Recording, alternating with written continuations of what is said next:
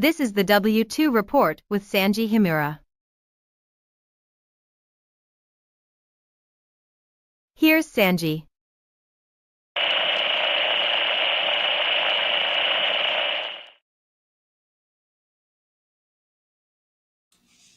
Hello everyone and welcome to another exciting episode of the W2 Report.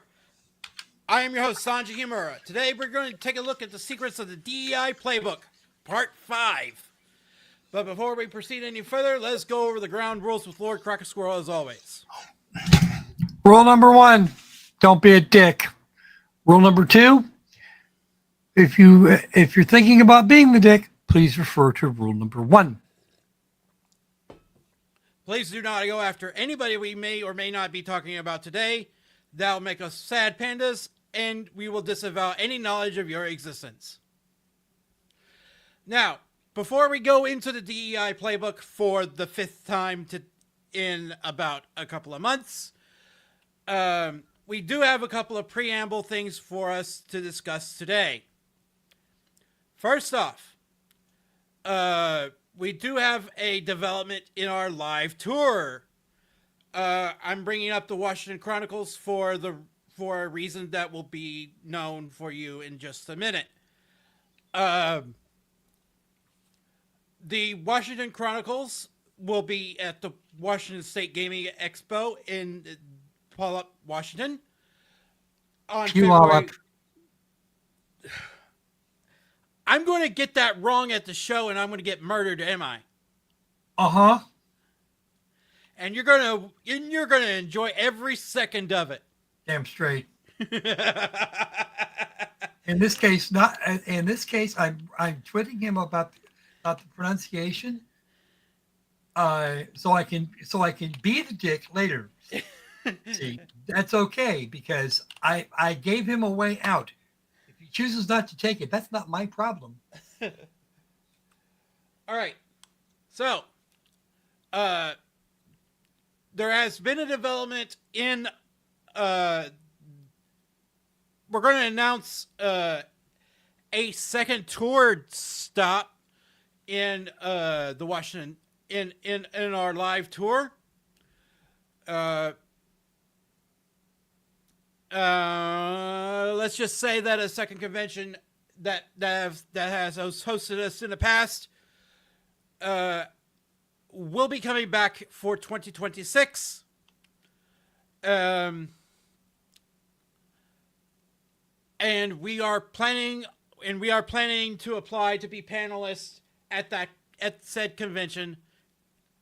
So stay tuned for details on that. So basically what we're going to do is when they announce that they're returning with new dates, we're going to announce alongside them. So stay tuned for that details on that.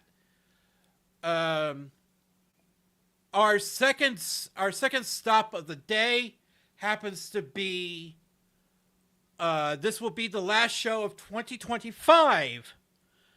Unless something cool comes along. Unless something interesting comes along tomorrow. That is because we are going to plan out our smooth finish for the 2025 year. That will take place on December 30th.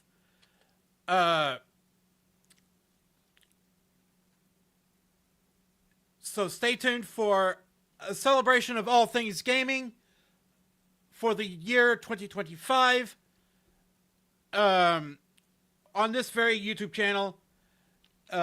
Details will be coming soon. Now that we have our preamble out of the way, let us go into our DEI playbook. Where we last left off from the Geena Davis Institute, we happen to have achieved Key 2 Achievement 1. This is Key 2 Achievement 2, Challenge, where we have to develop narratives and characters that actively challenge identity-based stereotypes and biases. Said who? And who? Yeah. See, here's the thing. I don't know why this is even a thing. I'm going to be honest. I'm going to be painfully obvious. There is exactly zero reason that we need to concern ourselves with this one thing. Okay? You have characters. Let them be characters. Let them be themselves. Holy shit. How'd that one go? Hey, teacher, leave those kids alone. Yeah. Okay. Okay. Introduction. Narrative sets the stage by establishing context and themes for characters. However, narratives can also perpetuate identity-based stereotypes, bias, and or underrepresentation of marginalized groups when they are built around tired tropes. Okay, let me jump in here real quick. And this will be Len's job when he gets here. The tired tropes, the stereotypes are that way for a reason. And on top of all of that, why is their identity important? These people are just that, people. And you can't weave a super special narrative wherein the white guy is completely and utterly up in our face. Mm-hmm. I mean, I've got to know, why is this? Because you get when you do the diversity hire thing, and I still have problems with what's her face, Saga Anderson in Alan Awake too. Right. Yeah. Also, what level of representation are we talking about? I mean, I've seen some games that have nothing but that sort of thing. Representation of everybody but the white dude. Yeah. This goes back to their power politics, and we don't want that either. Let's make games that are fun, not games that beat us over the head with DEI or whatever they're going to call it this time.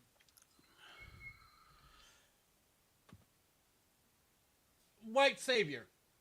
The white savior trope refers to a character who's commonly portrayed as a Western, educated, white person who saves primitive people from their ignorant or savage ways of life.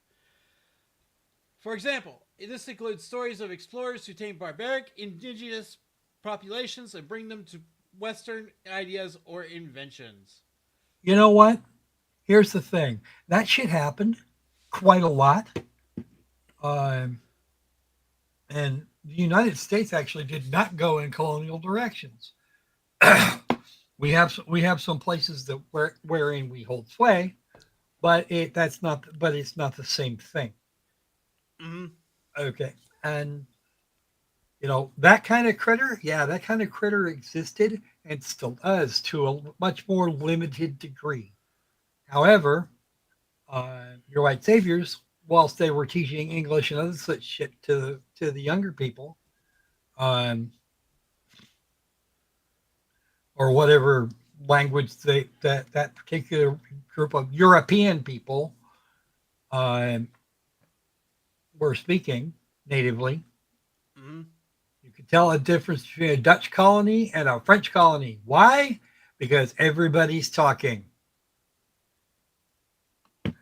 Okay. Where was I going with that? Yeah, no, and it's still, you're back to talking about this is white. Okay. Yeah, and let's look at a few places that were decolonized. Mm-hmm.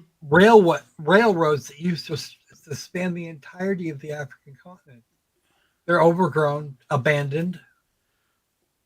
A lot of the buildings and structure, etc., abandoned.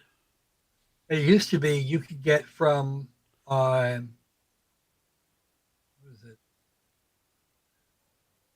Um, you could get from India all the way through to South Africa and not even have to get off the fracking train. I mean, seriously.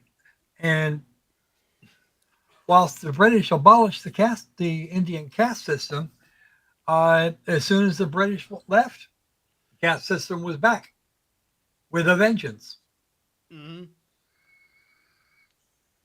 Okay, yeah, and the people from South Africa, they don't have a concept and probably have not um, of maintenance, maintaining what they have, or what was left to them. If they'd gone in and started maintenance when the British left, they took over. They'd have a very very different sort of life today than the one they do have. Right. Also, I have to get a giggle in here. People swear that white people are the majority apparently in the world, except that almost half of the current number of people on this planet are split between India and China. And in Brazil, go to Rio de Janeiro and just walk around. People start asking you if you're okay. They're going to tell you need a whole lot more sun, so on and so on and so forth. Or if you really got an asshole on your hands, they'll check. They'll want to check and see if you're a ghost. Speaking of which, how goes hey, the pillaging? Man. How you doing, man? How goes the pillaging and plundering trade? Oh yeah, speaking of white saviors, I am the only low melanin person at work. But it's okay. I assure them that every time they say that word, I get offended on their behalf. Now that's actually funny.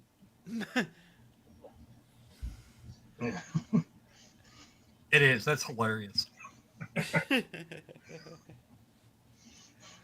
Let's see here. Why it's tired. These narratives perpetuate a cultural hierarchy where Western culture is seen as superior. They also perpetuate the myth that native and indigenous people are barbaric, savage, uncivilized, and uneducated. Yeah. How much of the infrastructure that was left behind still works? The Roman Empire, it left a whole bunch of shit, a bunch of infrastructure in the wake of its destruction, and a lot of that is still maintained. Mm-hmm. Actually, a lot of it is self-maintaining, even. Yeah.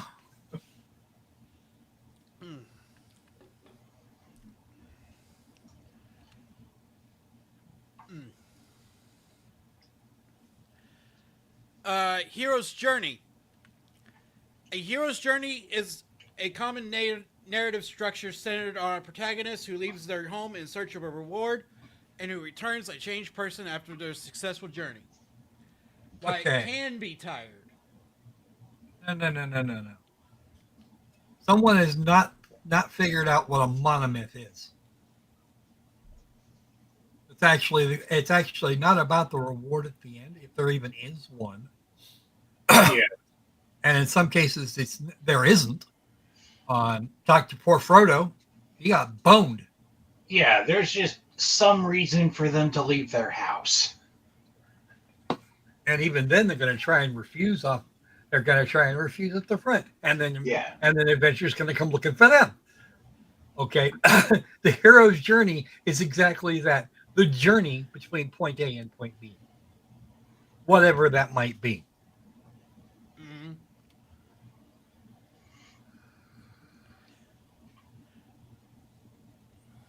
So, no, you've gone about a serious misunderstanding here. Yeah, which is consistent with the rest of this paper. The hero's journey frequently reinforces the belief that masculine coded skills are more desirable than feminine coded skills when quests favor physical strength and violence, and when the hero shrugs off collaboration or teamwork, which is common in this type of story. No, actually, they will have they'll have a mentor, which then gets away from him on a permanent basis, whether he's dead or off doing something else, because that's the way it goes. See Highlander. Um,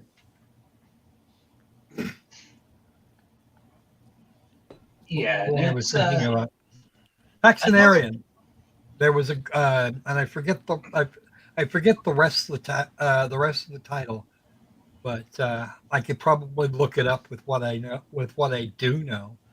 Um, that woman, holy shit, she did all of that and then some.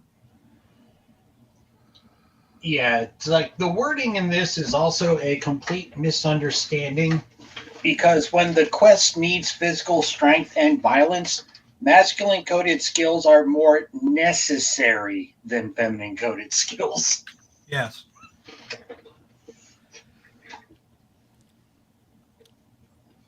If the person isn't willing to talk, then the feminine coded skills aren't going to come in quite so handy. Yeah, you're right.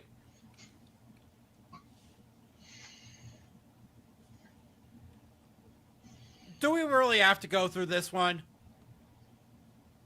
What? Damseling? Yes. Well, it's Yeah, sure. Damseling's Why turn. not? Go for it. Because I have examples if it's going the other way. The damseling trope refers to when a male hero character is on a journey to save a female character in crisis. Wyatt Okay. is tired. Yeah, the endless and ever present quest to save your girlfriend. That's what we're looking at. And you know Wyatt, what? I've seen plenty of very good stories with a female in the hero's role. Whether she's trying to get the trying to get her daughter, sister, cousin, lover out. Yay. Um, but yeah, about that other shit. Yeah, on a No, it semantic. doesn't have. You don't have to have men and women back and forth. Women and women, dudes and dudes. I've seen that one too. Um, Women going out after the dude, or the one that she likes. The only one she says happens is the guy after the girl. The girl is still in trouble. Super Mario Brothers. Hell, Star Wars. In all of its incarnations turns out to be exactly that. Yeah, Wyatt's on a tired. Except bit of- except except of course Ray. Oh wait a minute. No, I lie. The prequel trilogy and the earlier released trilogy, the middle three, those had the stink of the monomyth about them. They tossed it through a window um, when it With came sequel trilogy. when it came to Ray and the final three Star Wars movies. Yeah, on a semantic note, this actually brings us to the difference between a trope and a cliche. Yeah, it's like I learned talking with others about this that a trope it's more of an unavoidable part of story foundation, whereas a cliche is just a part of story that gets overused. It's like damseling, yes, it is a trope. It is a solid foundation to get the hero off his ass. uh, You know, it's like Oh no, the woman is worth pursuing. How dare There's he? that. How dare he? Yeah, it's like how dare he find a woman attractive? Why it's How tired. dare women have inherent worth? Why it's tired. In these stories, the women lack agency because they cannot save themselves, and they are reduced to a prize to be won or a treasure to be found. Okay, let me stop you here. Yeah, First off, that woman still has the ability to to to say no to the hero. and and she also has she can also she can also do whatever she pleases in terms of thwarting the evil fucker. He needs a piece of information. He can't afford to kill her. And she's the only one that's got it. She can lie to him repeatedly, and there ain't shit he can do about it. Yeah, Nintendo Power had a running comic about with Mario in the Mario world, and it actually did a good subversion because it made Princess Peach's. It's like her. She actually did stuff while she was captive, and so she ended up wreaking havoc inside of Bowser's castle Well, do we want while to see? Mario's trying to save her. Well, do we want to see an in-game example? Sure, Sure. I'm down. Hit me. What about 1987's Double Dragon? Oh yeah, where the Yeah, that's an example of it being totally awesome. yeah, I know, right? Double Dragon is a 1987 beat 'em up arcade game that opens with a muscular man in a tank top punching a woman named Marion in the stomach and carrying her off screen. The Now at the protagonist. end, let me go from here. At the end of the game,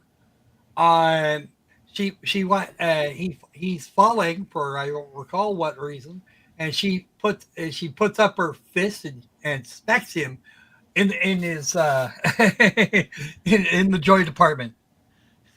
In the weak spot. Yeah, his sexual characteristics. You know, I wouldn't want to be. I really wouldn't want to be that. I just wouldn't.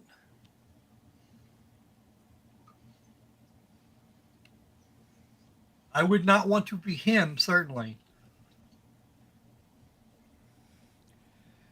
Well, let's see what Miss Geena Davis has to say about this.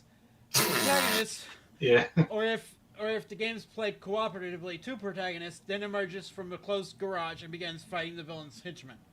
The ultimate goal of the game is to rescue Marion, who is the protagonist's girlfriend. In this example, the significant female characters exist solely to motivate the actions of a male character. No, No. No.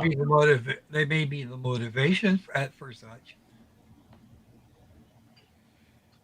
Actually, I've actually done some figuring out about like video game plots.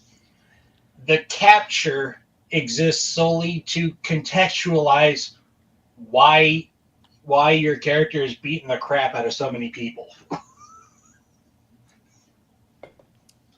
And in Double Dragon specifically, male and female. Yeah. Hell, if you pay attention, if you pay attention to it, you will discover that there's at least one transgender character. Actually, she's a complete woman in the Japanese version, but they made her trans in the American version to soften the blow of punching a woman.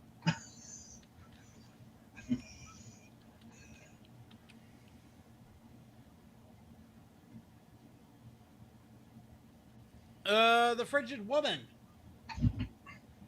Frigiding is a term coined by comic book writer Gail Simone relating to a plot in Green Lantern where the hero comes home to find that his girlfriend has been killed and stuffed into a into a refrigerator by one of the comic's villains. In Mhm. narratives that use the frigid woman trope, the male hero's background includes the violent murder of a woman he loves. Wyatt's tired. Not only does the trope necessitates woman's trauma and presents a narrative in which the female character lacks agency, but we also witness the male hero's grappling with his guilt for his failure to perform is socially expected patriarchal. I can't read Patriarchal. this. I can't read this. I Patriarchal can't read role. this crap. His socially expected patriarchal role of being the protector of women. Research by media scholar Emma Rie finds that dead children and women in video games are often used as a device for legitimizing hyper-masculinized violence. Sure. Tell me another one. No, it's not a reason for the yeah, it's like it's like we don't think it's legitimizing it. It's just an excuse to do it. It's a video game. Video games are a world where it's possible to unkill people. Oh yeah. Do you know Cody, right? Wrath of the White Bitch? Yes. That's a thing.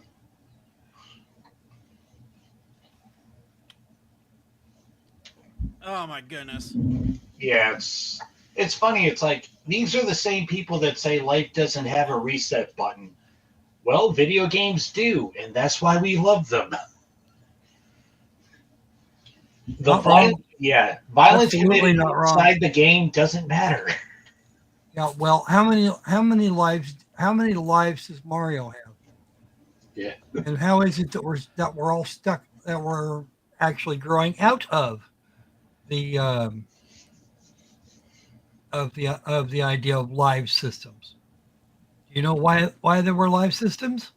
Like at all? Quarters. Yeah, exactly right. You can't have somebody there all day and only get a quarter out of it. You want them to fuck off. You want them to fuck off. Presumably after separating the individual from its monies, whoever they might be.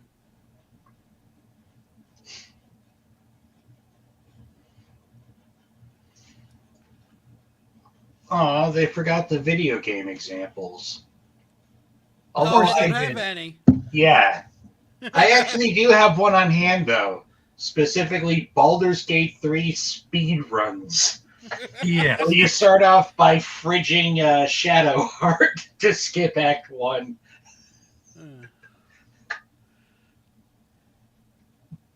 All right. Level up. An alternative to the hero's journey is an ensemble cast. This format provides an opportunity for creators to stand out from the crowd of games using the tired hero's journey style narratives and enhance player engagement, since each main character can have a unique backstory, motivations, and abilities that contribute to the overall impact of the story and game experience. I got a question. Yes. Where has this lady been? And has she ever read a book? A book. Yeah. No, she Not hasn't. any particular book, just a book. Yeah. Because frankly, she has absolutely no freaking idea what the hell is actually going on here. Wait till she finds out about Final Fantasy. Oh, yeah. Yeah, that's always going to be fun. Yeah. Oh, but yeah, what on earth is she blathering about? I don't think she knows. But there are lots of different plots, just possible plots. You know, if you doubt me, look at Stephen King. He's only got one. He only has one. He only had one good one. No, he only had one, period. Dude's a fracking hack. He hasn't done anything differently. That's Right. that's my issue. He hasn't done anything different for what they were doing before. his first book and his most recent one. Identical. Oh, sure. The peepsies, the names of the folks, Are all different, but are all different, and sometimes there's a difference in setting, which is not frequent. Um, and at other times, that's all he changes ever. In fact, his characters started getting really annoyingly stayed after which one was it? Christine. oh wow. It Remind me was to never Christine or read. Pet Cemetery, and I forget which. I stopped reading his books about then. Well, the good thing I never read Stephen King. No, you know what? Do it. You challenged me to read Stephen King. No, really. Go and read grab 2 books anywhere. One towards the beginning and one towards the end. And pay attention. Because damn, that dude is or he's a horror on cheesy biscuits.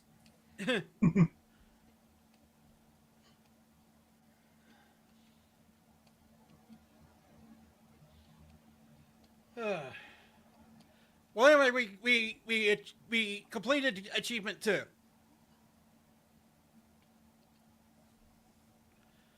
Okay. So next year we start on key 2 achievement 3, which is counter narrative.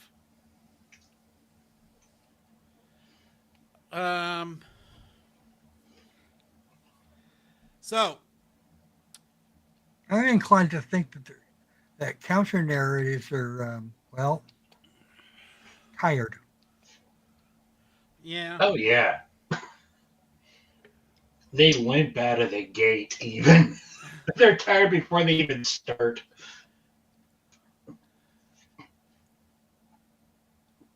Well, the more you know, and knowing is half the battle.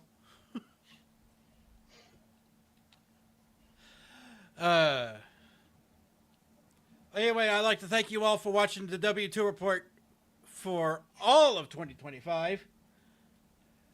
Stay tuned on December 30th for the smooth finish. And hold on.